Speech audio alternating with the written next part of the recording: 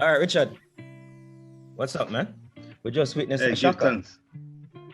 Well, Some you might people would say be a shocker shocked. in certain quarters it could be a shock, but Yeah. certainly there's a budding world star in Yeah. this new pole in the Polish lady. But Elaine, very good run. You want to Yeah. break it down? You saw the race. We both saw the race. Yeah. Exciting. Two Good top class run. runners in action. Yes, definitely. Good run. Some people might be disappointed from a Jamaican perspective, but when you look at the times and where Elaine is in her season and what she was able to do with the fastest 60-meter runner in the world right now. Fact. Yeah, you have to look at it and say good run, good early season run. And I think it's the right thing that Elaine is doing in terms of running these shorter races early in the campaign to work on that start. You know what I mean? Because like Leighton was saying to us, if she can figure out that start, she will be in for a excellent season. You know what I mean?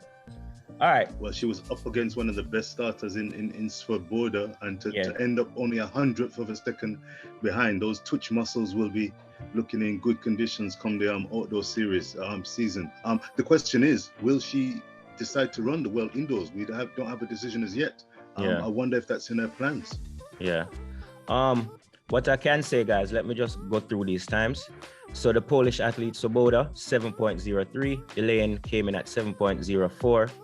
The other Polish athletes, how you pronounce that now? Skrzowski? 7.14. Her first name's Pia. I know Pia. that. Yeah. So it's 7.14 for her. Lovely. Yeah. And Daryl Nita of Great Britain, 7.17 in fourth. There's some confusion as to if Elaine would run or not. I think that was due to the fact that it was heats and then finals. The heats were ran earlier in the day, and Swoboda ran in the first heat and won with 7.06. Ahead of Daryl Nita with 7.20, and said Pia. No, actually it's Patricia van der Weken of Luxembourg with 7.30. Thompson Herah was 7.14 in her heat, ahead of Pia, the Polish athlete, of 7.22, and Gina Bass of Gambia in 7.34. All right, so those were the results from the heats. And as you know, in the final, Swoboda was able to pull it off. Ran an excellent race, and congratulations to her as well. Richard.